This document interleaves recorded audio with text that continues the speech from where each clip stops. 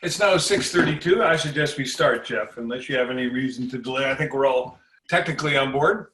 Yeah, My name is Eric Eisenhower. I've been asked to chair this meeting. A few hours ago, I was advised that the chairman, Jay Pemperay, would not be able to make it. So I have stepped into the role and have rather hastily assembled my papers in order to run tonight's meeting. We'll go ahead with our usual procedures. It's August 20th. The Conservation Commission of Cohasset is meeting. Since the meeting will be conducted remotely, we will do all votes by roll call in alphabetical order. After I call your name, please say present, commissioners. Eric Eisenhower, present. Trish Grady. Are you muted, Trish? Yeah, Trish, you're muted. I am. I'm present. I'm just having a hard time with my... That's okay. Chris McFarland. Chris McFarland, present. James Roseback. James, present. Okay.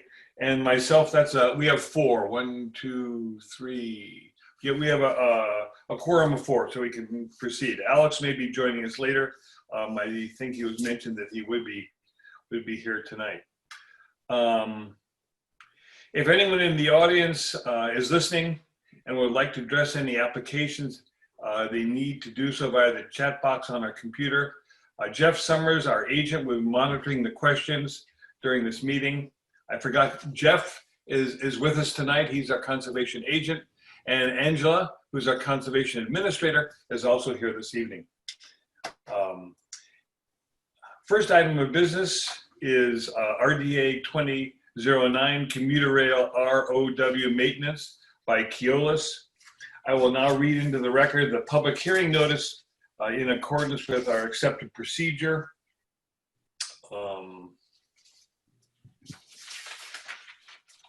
In accordance with Massachusetts general laws, Chapter 131, Section 40, the Cohasset Wetlands Bylaw, and the Cohasset Stormwater Bylaw, the Cohasset Conservation Commission will hold a public hearing on Thursday, August 20th, 2020 at 6:30 p.m. via remote participation on a Zoom platform for request for determination, RDA, of applicability 2009 to perform vegetation control activities and herbicide application for the commuter rail right-of-way by Keolis Commuter Services applicant. The public is invited to offer input on this application in writing.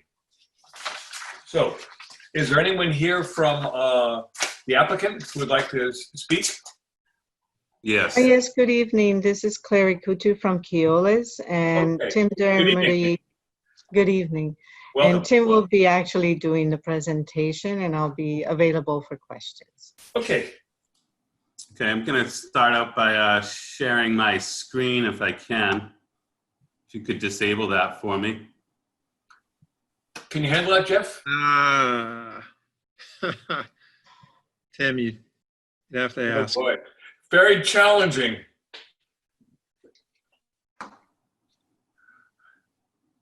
Is it actually necessary, Tim? I know how to share my screen. Tim, what were you going to show? I was going to show our website where everybody could find the vegetation management plan that's approved from 2016 and the plan that's proposed, as well as where you could find your map and the yearly operational plans. But if you can't, says it won't let me, you'd have to disable it. I don't know. That's fine. Okay, sorry. It was in the submission letter. It just, it makes it easy for the commissioners and the public to access all our information for Keolis's whole plan. My screen just flipped, but I don't know. No. No. Tim, I suggest you just go through it verbally, please. Yeah, no, that's fine.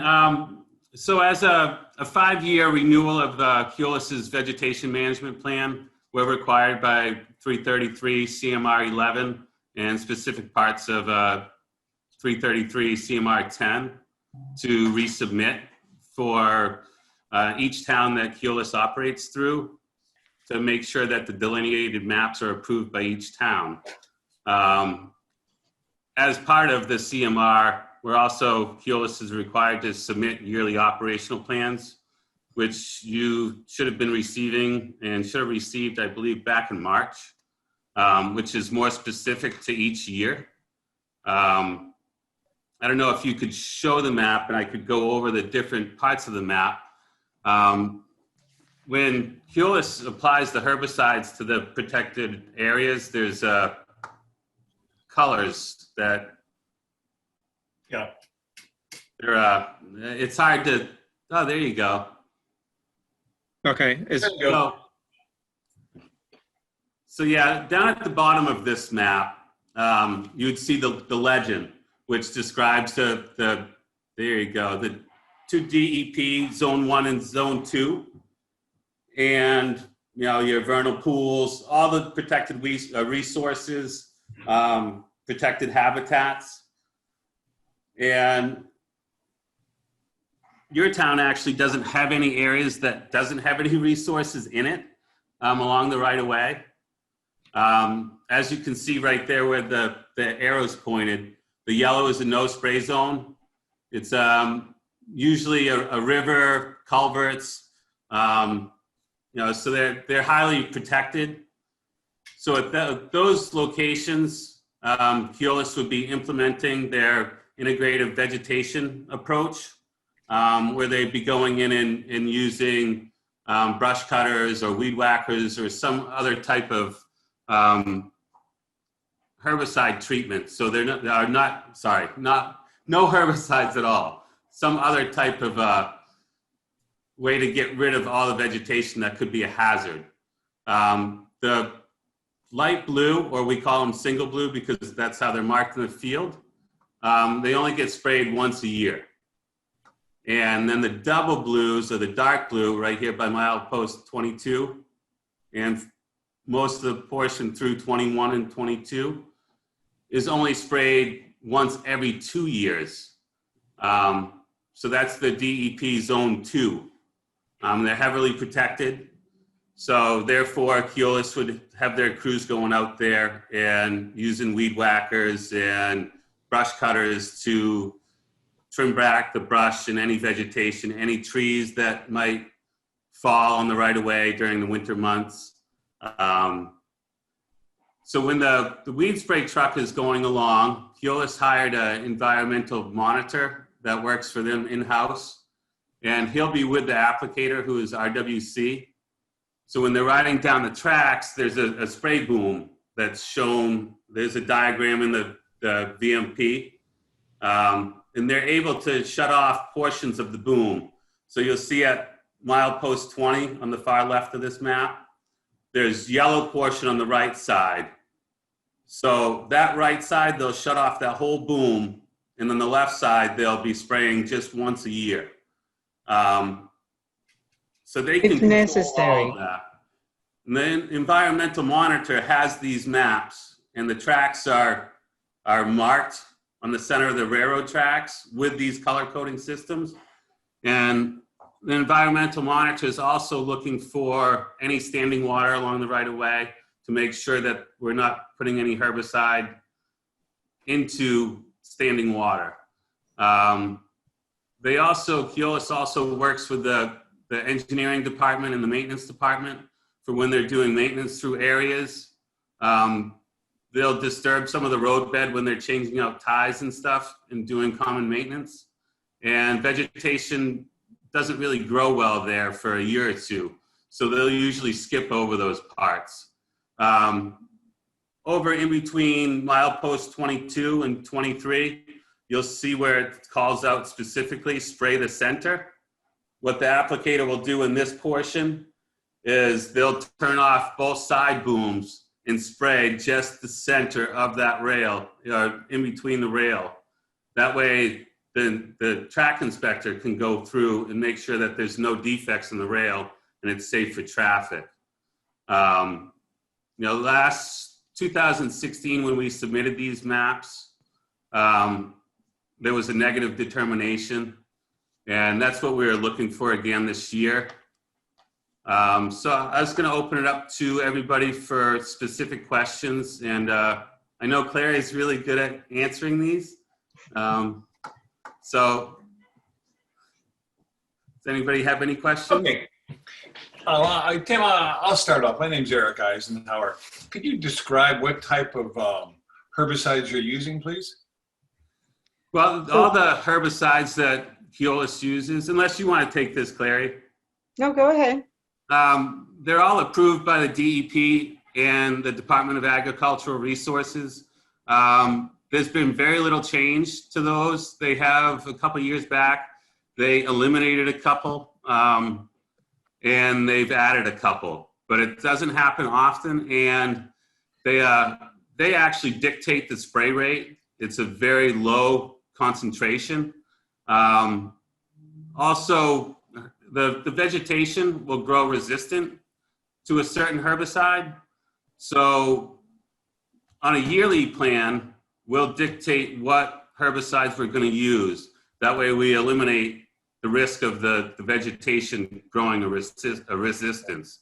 And, as part of that, the Department of Agricultural Resources will come out and audit the program and make sure the applicator, who is in this case RWC, who's got over 20 years experience here, they'll monitor him, they'll go along with him, they'll make sure that they're reading the maps appropriately, making sure that they're mixing it at an appropriate rate and applying it where they're supposed to be. So there's a lot of oversight on a local and state level. So also, as far as the federal level too, the Federal Railroad Administration, they have a lot of laws and guidelines for this, which Keolis has to adhere to as well. So, Okay. So Eric, to add to that, to your question, every year we might alternate those chemicals, and that is why it's important that when you receive the yearly operating plan, you review those chemicals, because even though they're approved by DAR sensitive materials list, they will never be exactly the same every year. They will be part of that list though. I mean, we in general do not allow herbicides to be used anywhere near our wetlands. Jeff, do we have a wetland overlay so we can see where the wetlands and the buffer zones are in relation to what they intend to, where they intend to spray?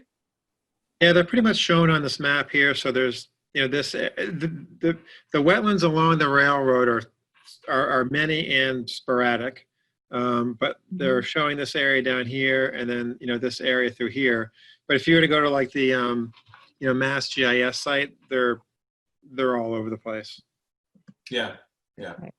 So that's why when you see your map, there is actually, all the areas have a specific control and specific zone aligned to it. So you have the interim well protection area. You have different vernal pools aligned to those areas that are in zone between milepost 22 and 23. You have certain wetlands and systems and tributaries that cross along the tracks.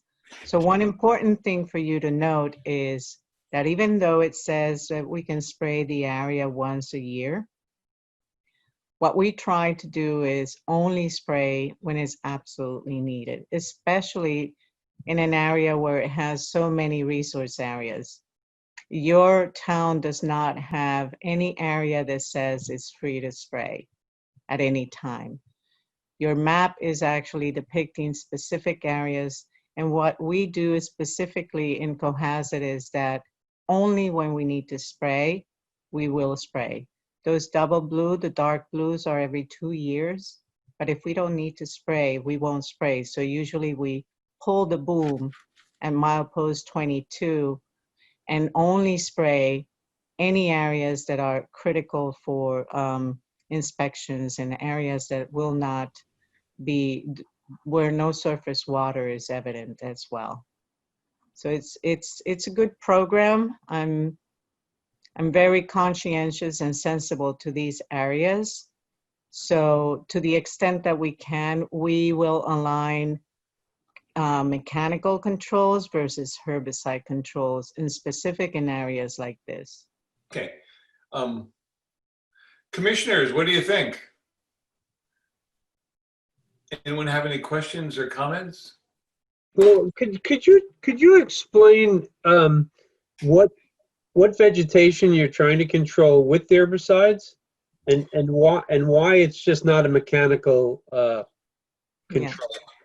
So strictly, the FRA regulates the roadbed to be completely free of vegetation. I'm sorry, what is FRA? Oh, RFA? the Federal Railroad Authority. Okay. All right. Yes. So between ditch to ditch, I wish we had the picture that Tim was showing, because the Railroad Authority, the FRA, strictly mandates that no vegetation at all be within the roadbed area. And the reason is, there are multiple reasons for that, but it is really important to understand that any kind of vegetation or seed that grows within that area can cause pockets of air, and pockets of air can also promote a deflection of the track. And a deflection of the track, whether it's centimeters, can cause a derailment. So it's really critical that that area has no vegetation. The areas on the shoulders of the track need to be maintained low, so that it also can allow for line of sight and inspections as well. So in areas like your town, we try to reduce at all cost all the chemicals that are beyond the roadbed. So we try to limit anything and everything to the roadbed, because you have multiple areas of different zones between yellow and blue. It's more cost effective at the end if we spray less. So can you see that? Yeah. Yes. Oh, that's good. Yes. Yep. So good. that's the, yeah. So that's a typical cross section of what they're clearing, which, like I said, you can find all this stuff right on that webpage. So this is exactly the area that Clary was talking about, was right from like the ditch to the ditch. However, if there's any standing water or anything, obviously the ditches wouldn't be sprayed, and that side of the boom would be turned off. And let me show you this is the boom that I was discussing. So the applicator can, where am I? Turn off different portions of this boom. So therefore, anything that might be protected, like say on this side, they're gonna shut off this whole side of the boom, so there's no drift or anything getting over to this side.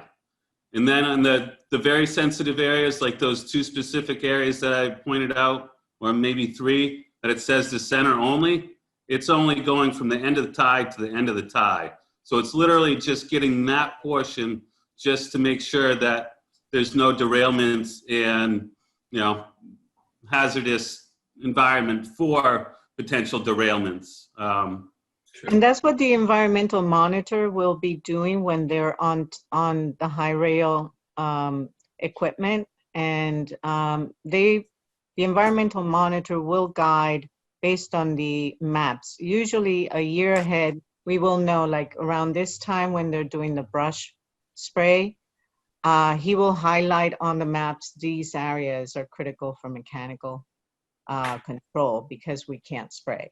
Yeah. And it's what we're trying to do is a cyclical process where we control the vegetation in areas where are quite sensitive areas without having to spray. And if we spray only from rail to rail inside that area. And it would only be pre-emergent and not post-emergent, because the pre-emergent will tackle anything that is sprouting in the spring. Can I ask you a question? Yeah, do we have any authority to tell them they can't do what they're going to do? I mean, because our rules say you can't do it in a wetland, but I have a feeling that a state agency working under the authority of the National Transportation and all that probably overrides Cohasset's wetland regulations. Right. So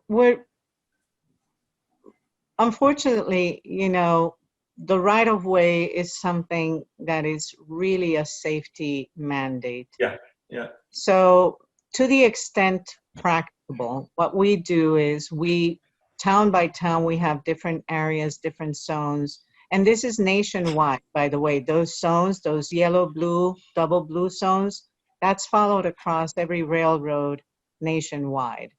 And every railroad in New England will follow the same color codes. So it's a federal mandate.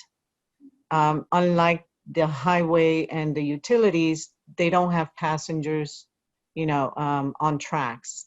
Yeah. A derailment it's a safety concern. So that's why it's mandated. Yeah, and in the 333 CMR 11, I think it's 2.04. I could be off on that. I don't know if you could correct me on that, Clary, but it clearly describes that we need to submit the maps, not for you to allow us to spray, but for you to approve the delineation of those wetlands.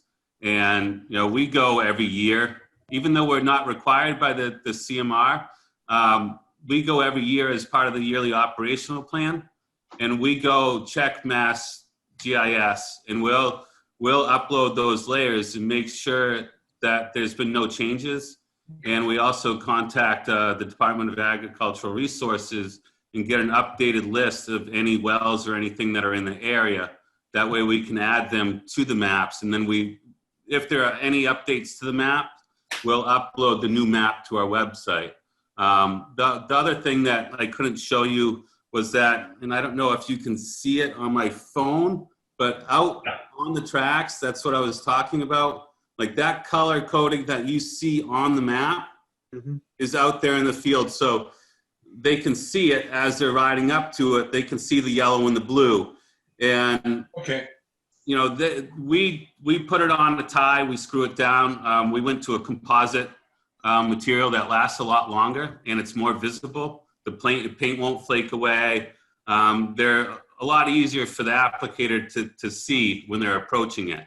And it works out really well. We'll measure off what the setback is, and then we'll go a little bit further to give them a little bit of extra buffer to see it. And we want to make sure we're putting it on a good railroad tie so it lasts as well. So, we do as much as we can to protect these areas. Jeff, do you have anything that you'd like to add at this stage? No, I don't think so, but I just wanted to clarify. So when you're spraying the herbicides, it's basically from track to track. That's the only application area. No, we can also do brush spray in the fall. Okay. But what we try to do is, as you know, a lot of the mechanical activity, a lot of the tree cutting and brush cutting happened actually recently in your line, I believe. So what we're trying to do is stump treat at the time of cutting, and that will give us a cycle so that we don't have to necessarily apply any brush control in the fall. But again, it can only be done if there is no surface water, only on the light blue. Okay. Also, one thing that Tim did not mention, we have many of the lines already geo-referenced. What that means is that we're slowly but surely making this more efficient when the folks are out there. And also every year, NHESP reviews these maps before the yearly operating plan is approved. So those are two key things. Okay. Thank you. Anybody else have any comments? Chris, Patricia, Kathy, anything you'd like to add at this stage? I have one question.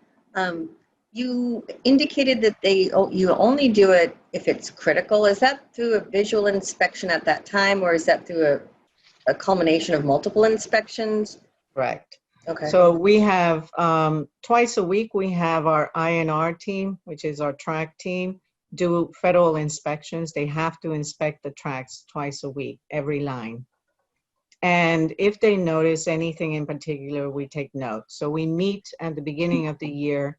We look at our notes from previous year, where we sprayed, where we didn't spray, and we take a look at what their notes are in terms of their inspections, and we target those areas more than others if they can be sprayed.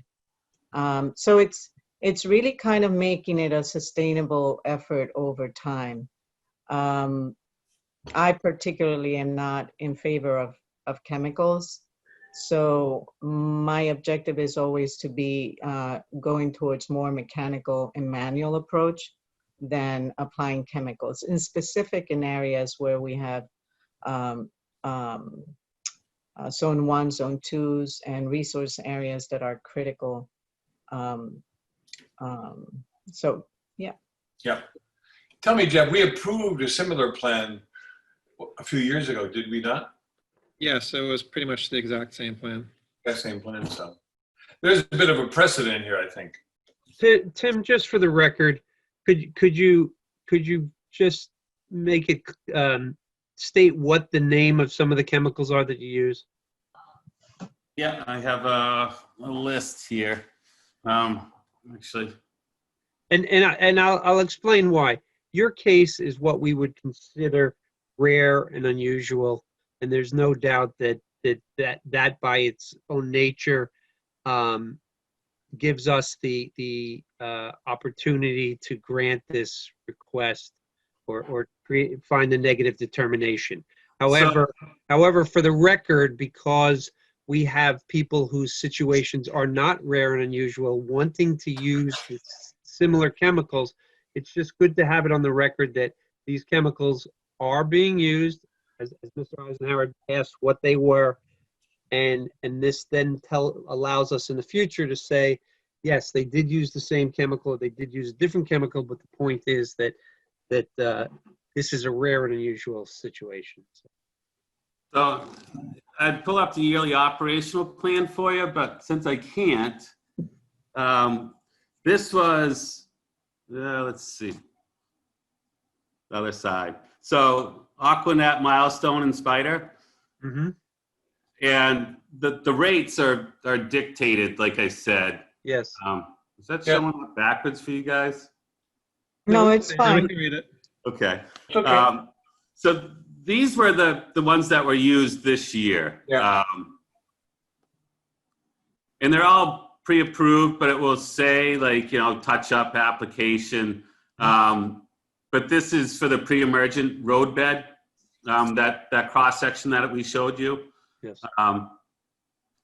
So like Clary said earlier, and I think I touched on it too, that on a yearly basis, these will change just so the different vegetation will not grow a resistance to it.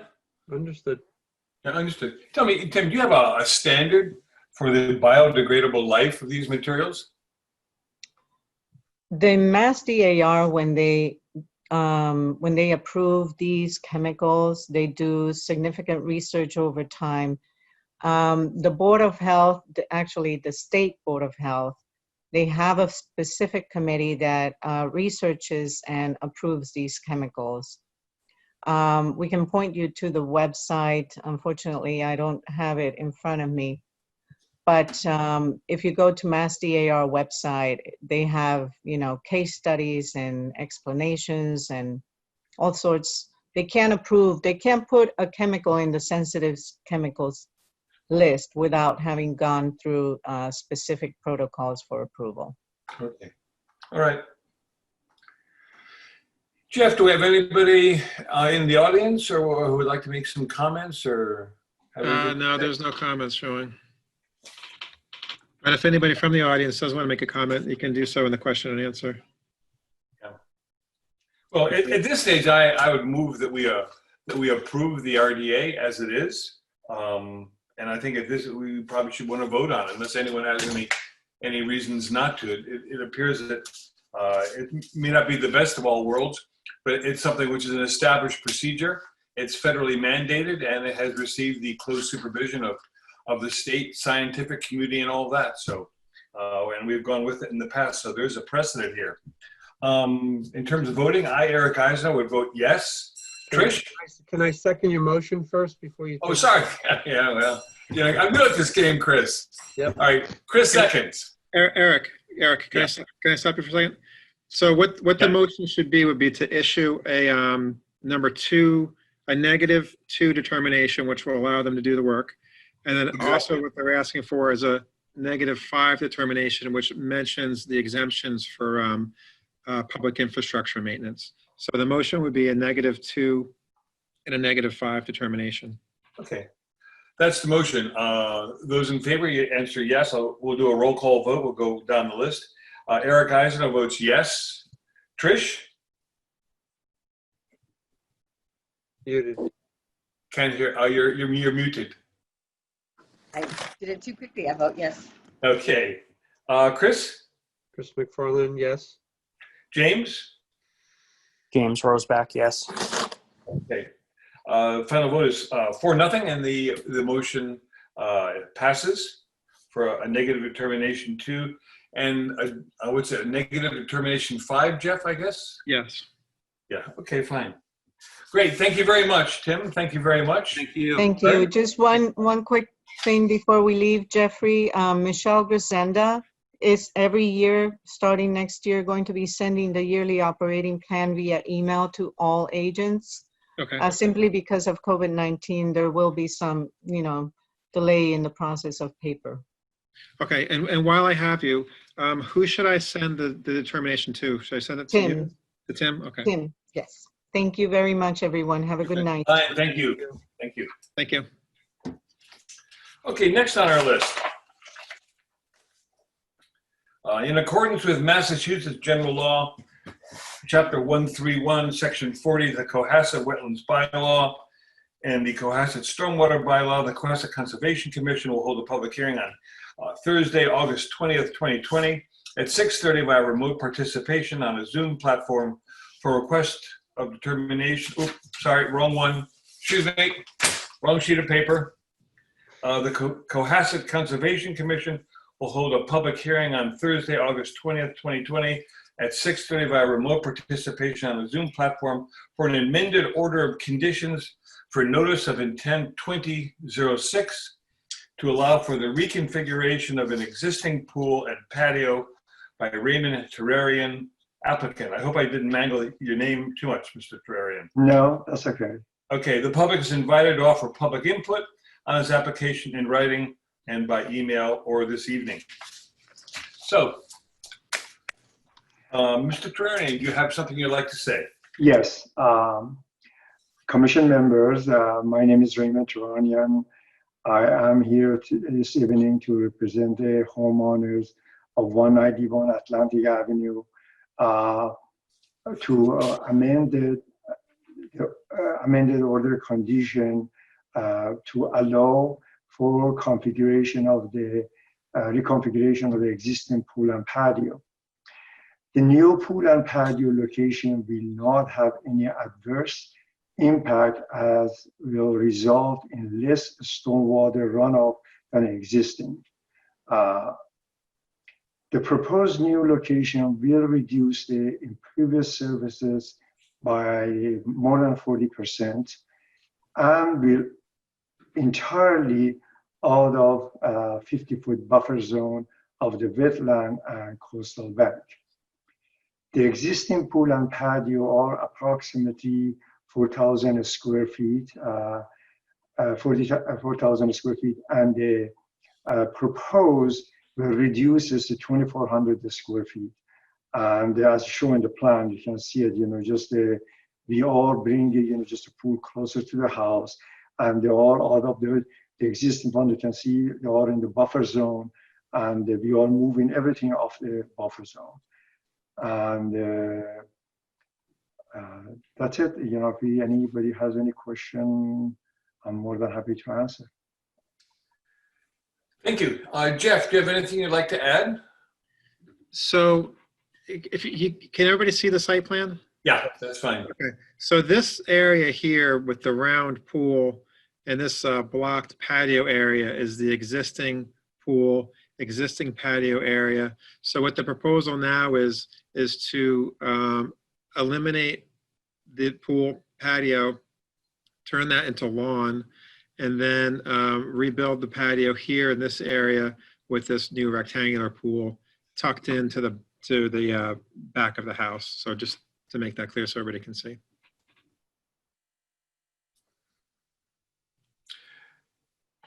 Jeff, let me ask you a question Yeah. about the location of the 50-foot buffer line. And we reviewed this, we had a brief discussion. It seems to me that the buffer zone line, the 50-foot line, is based on the mean high water level, I believe. Yeah.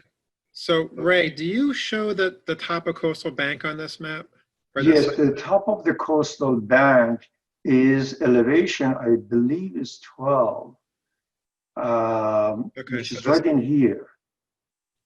Yeah, darker that's what it is, yes. And the mean water actually, yeah, it just could be a little lower. But this is for the, I think this is the, I forgot, it was a long time ago. I think, this is the, this is the 50-foot buffer is from mean sea level is established. Well, I think what Eric is getting at though is that, so the top of coastal bank does have a buffer zone also, which isn't shown on the site plan. So I think that's what he was getting at. I don't really think it's going to affect, the project proposal here, but I think that's just something that we want to see on the site plan. Okay, we will do it in the future, that's no problem. When I do the as-built, I will do that for you. Okay. If they do approve the amended order conditions to move the pool, would you be able to submit a new, a revised plan showing that? Yes, absolutely. Okay. Absolutely. It may not be quite so simple, Jeff, and commissioners.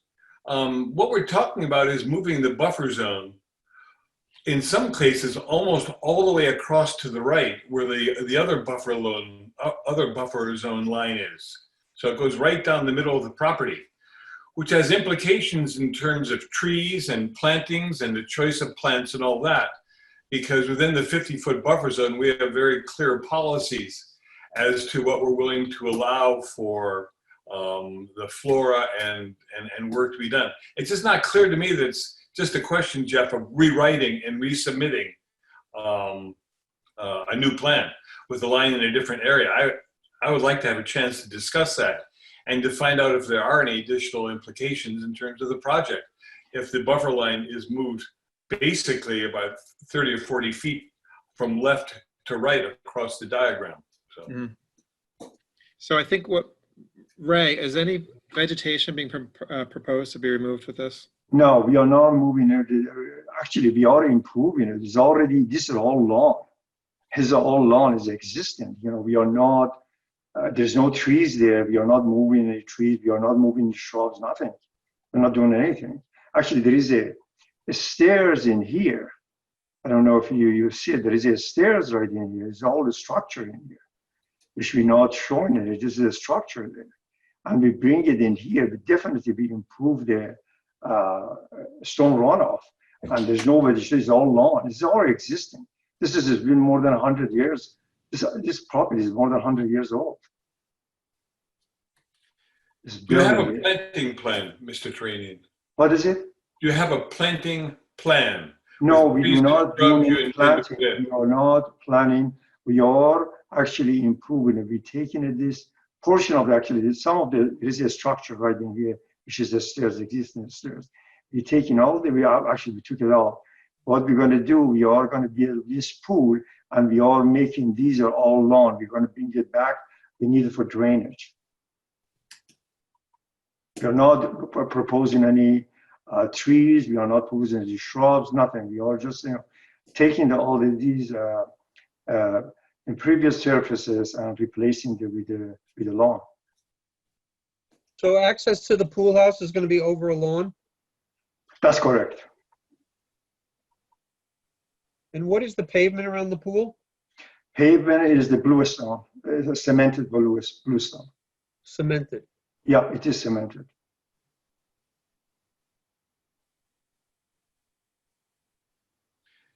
Mr. Tranian, around the house, is that the remains of the deck you have, the brown, the brown hash lines? These are? On the left side of the proposed dwelling. Yes, that's a porch. Is that Just the the porch. original porch you're keeping, or is that a new porch? No. Well, the thing is, we wanted to keep it. Unfortunately, when we remove the house, we find out there's no foundation for porch. They put this foundation, not even in the gravel, it's just sitting there in the earth. Therefore, we have to, by the code, building inspector make us to take it out. We have to put a real foundation for it. We are near the, just a tidal zone. Therefore, Yeah, definitely, yeah. they make us, to take it to put a real foundation. Therefore, we have to take a porch where we are going to replace it exactly same location. Yeah, And I think originally your intention was to keep the porch, that's correct. We wanted to if at keep all it. possible. But apparently Yeah. that's not something you can, from an engineering viewpoint, achieve right now. No, we could actually we went and just brace it and everything. And after we removed the house, we find out the porch does not have any foundation. Yeah. Commissioners, any other comments?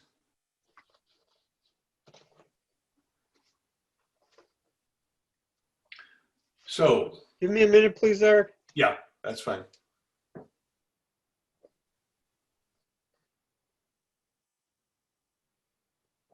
I mean, basically, I think that this is, it's a,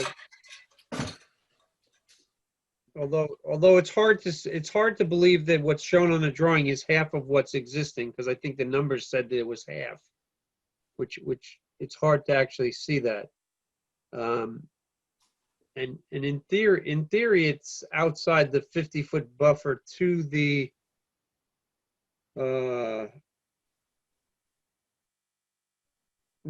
what's the resource area we're looking at? The high tide? Coastal Bank. Coastal Bank. Yeah. But no, you're saying the Coastal Bank is further in. The Coastal Bank runs fairly close, Chris, I believe, to the red line, which Yeah. is the wall.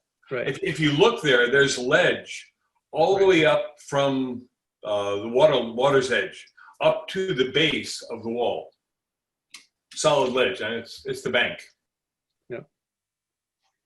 So in effect, we're not moving this out of a resource area. We're just moving it to a different resource area. Yeah. Yeah, I mean, if you imagine the top of bank being this red line, it's basically just shifting the pool from here to here. Right. The benefit, as Ray pointed out, though, is that with this proposal, there's a 40% reduction of impervious surface.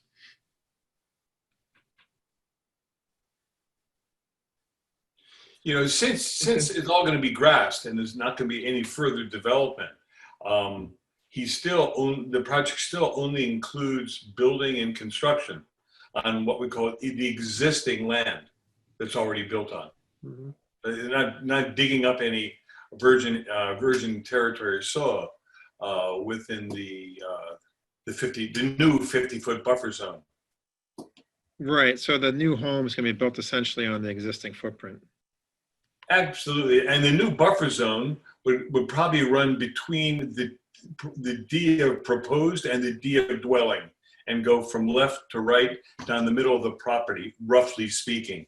But I'm not sure if that has any practical consequences, Jeff. Do you think it does? No, I don't.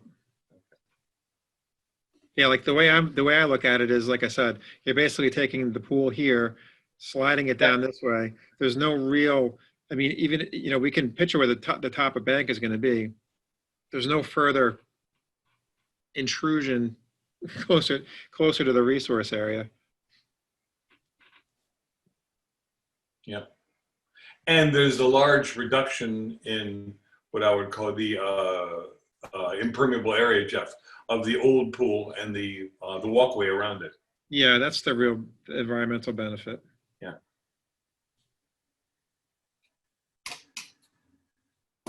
Any other comments?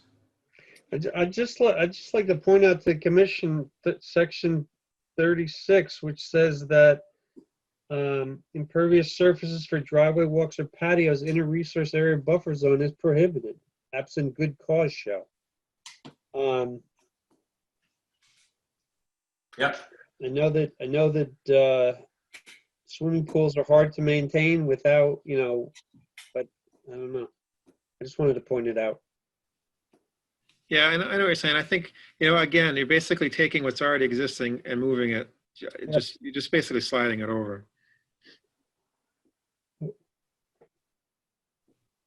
Sliding it over and yielding a net reduction in the impermeable area. Overall, yeah, and I mean, if you look at the other side, I mean, if you take a look at the other side of the property, where this is the 50-foot buffer zone to this narrow wetland right in here, Yeah. you're going to be actually reducing a lot of impervious in the 50-foot buffer zone on this side.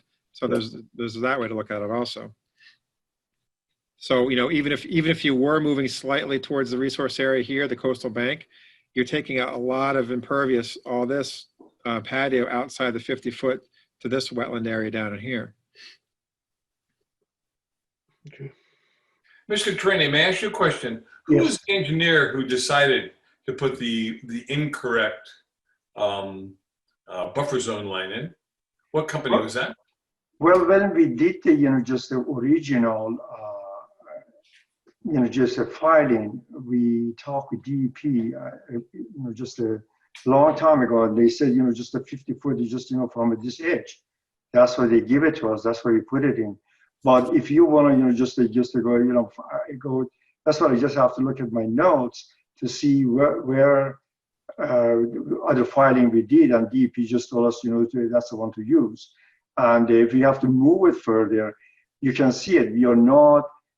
We are staying within the footprint of the whatever exists. We are not adding any, we are not building a structure beyond the footprint of the existing whatever exists. That's the reason we just say, okay, that's fine. Okay. So Jeff, I believe your proposal, Jeff, was to have them resubmit this with the buffer zone line in the correct position? Yeah, I just think that it should be shown. Well, we can do that one as built because, even if we move it, further out, it's just nothing will change. But, there are some consequences, Mr. Train. You're not allowed to use herbicides or fertilizers within the 50-foot buffer zone. We have a list of, if you should choose to do planting, we have a list of plants that are allowed within the 50-foot buffer zone, which with the new line, the new position, the buffer zone on the right and left will encompass almost the entirety of your property. So these regulations would have to be followed, and you should be aware of that. Absolutely, but Jeff was at the site. We have an existing, just a vegetation near the, just a fence, which we are not removing it. We are going to leave it intact, and the remaining of everything, we leave. We are not adding or deleting, and we already have in order condition. They cannot use the pesticides anywhere, regardless. Even 100-foot buffer, if it's not 50-foot, all of them within the 100-foot of the buffer zone, you cannot use the pesticides. Okay. Am I correct? Yes. Therefore, no matter what we look at it, every inch of this property, except the front, it would be in the 100-foot buffer zone. Therefore, would not have any, we still, that's in order of condition. They cannot use any order. We already record that one. They cannot use the pesticides. Okay. Any other comments? Jeff, do we have any comments from the audience? Anyone, any distant participants who has anything to say on this? No, there's nothing showing. Okay. I'd like to make a motion then that we vote on this project, vote to approve this project. Is there a second? Well, it's a vote to amend the order of condition, correct? A vote to amend the order of conditions, correct. Jeff, is that right? So, right, so the vote would be to amend the order of conditions to show the the latest revised site plan with the relocation of the pool as the most recent approved plan. Now, I think you could vote in favor of this now with the condition that Mr. Tranian submit a further revised plan showing the Topocostal Bank and the buffer zone Yeah. to the Topocostal Bank.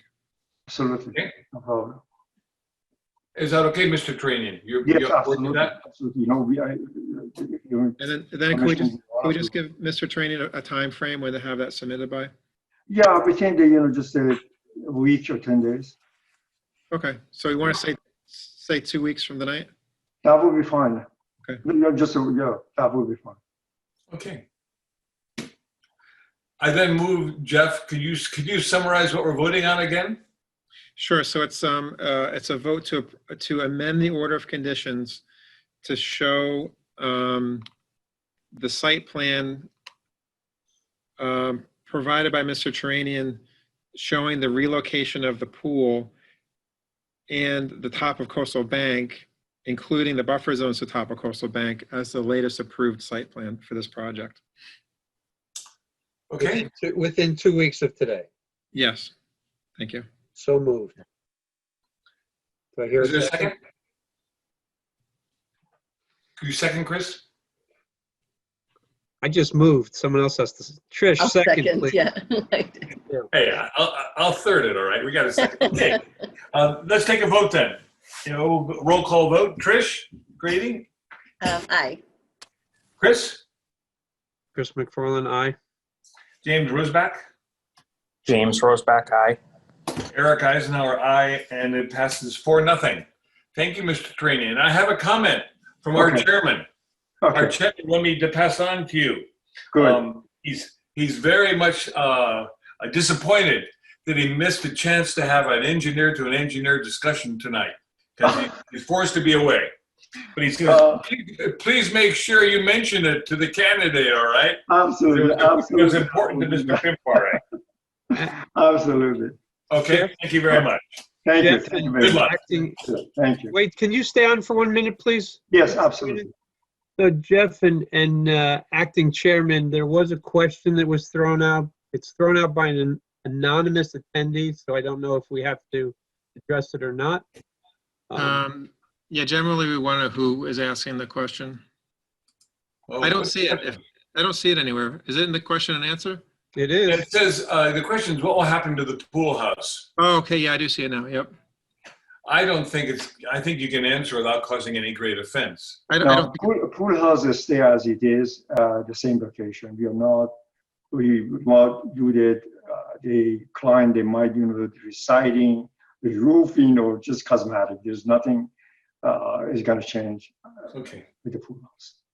Thank And you. the pool house now is closer to the pool than it was before with the new pool location, so. Yeah. All right. Thank you very much, Mr. Tranian. Thank you. Thank you, for your time, and I appreciate it. Thank you. Good luck. Yeah, I will, just send a plan to Jeff for your review. Thank you. Thank you. Thank you. Jeff, I don't think we have anything else to discuss tonight. No, there's nothing else to discuss. I just have a couple certificates of compliance that need approval. Mhm. Yeah. If I can go over those. So there's 2 certificate of compliance requests for 139 Border Street, which is the house directly across from the end of Parker Avenue. Yeah. That's the one that had to do some work on the wall, right? Across from that. So there's that little bit of an inlet. It's across from that. So this was from 2012 and 2013. In 2012, they were issued an order of conditions to demolish and rebuild the new home. That was completed in 2013 or 14. And then in 2013, they also received an order of conditions for the existing dock. And so I went out there on the 13th, and everything seems to be built in accordance with what was approved. So there's the 2 certificates of compliance for those projects.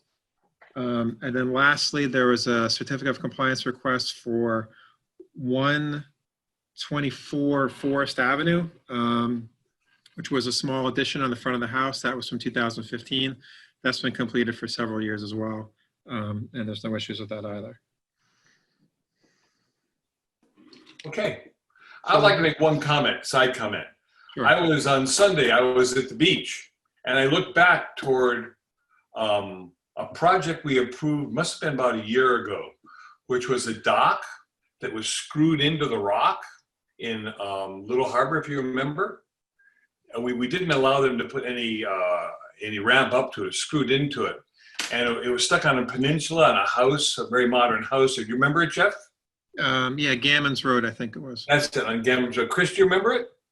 Yes. It was just a dock. Well, we talked before about the aesthetic aspect of these projects. I could see a shining silver object at 8 o'clock in the morning, 2/3 of the way across Little Harbor. Everything else was a beautiful green, and there was a shiny silver dot.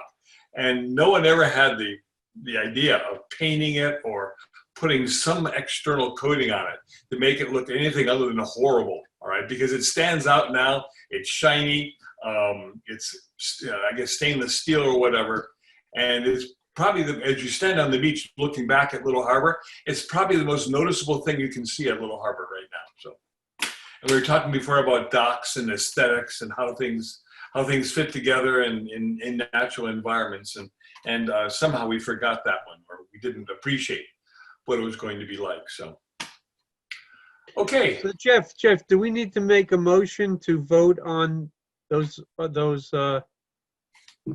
Yeah, I was just going to go back to that. So yes, so Okay. the motion would be to issue certificate of compliance for it's NOI 1227 for 137 Border Street, NOI 1201 for 139 Border Street, and NOI 1509 for 124 Forest Avenue. Say it again, 120, what was it, what, Forest Avenue? The NOI number was 1509, and it's Yep. for 124 Forest Avenue. Do we have to do those, take that vote tonight, Jeff? Yes. Yes. Oh, Let me, why? Jeff, give me the number for the first one again, I'll make the motion. Yeah, hold on 1 second, Chris. Why do we have to do it tonight, Jeff? Because I need to issue the certificate of compliances. Okay, so time's run out. It's running out, yes. Okay. So it Your was, question, Chris? No, just gotta, he's gonna make he'll answer me and then I'll just make a motion, all right? And we just do these real quickly. which one was it, Chris? First one, It was NOI 1227 yep, for 139 Border Street. The Yep. second was NOI 1301 for 139 Border Street. The last was NOI 1509 for 124 Forest Avenue. okay, so do I combine the two for 139 Border, or do they have to be separate? I think you can read them all together. All three would be fine if you're planning to approve all three of them. Okay, I'd like to make a motion to issue a NOI, Certificate of compliance. sorry, Certificate of compliance. compliance for NOI 1229 at 139 Border Street. Certificate of compliance NOI 1301 at 139 Border Street. And certificate of compliance NOI 1509 at 124 Forest Avenue. Do I hear a second? Second. Take the vote. Are we ready to vote? Okay, we'll vote on this roll call. Trish? Aye. Trish. Chris? Chris McFarland, aye. James Roseback. James Roseback, aye. Eric Eisenhower, aye. So it passes 4-0. Thank you. And just to clarify, that was 1227. Oh, I'm sorry, 1227, I said 12. Okay, Thank you. all right. I'd like to make the motion to close the meeting. Chris, do you second? Second? All those in, we'll go through and do a roll call vote. Trish, I'm all good. Aye for me. Okay. Chris, Chris McFarland, aye. James. James Rosback, aye. Okay, James. Eric Eisenhower, aye. So that's 4-0. Meeting's closed. Look forward to seeing you in 2 weeks' time. All right. Thank you. Thank Thank you you very very much. Have a good Thanks, weekend. everybody. Thank you. Bye-bye.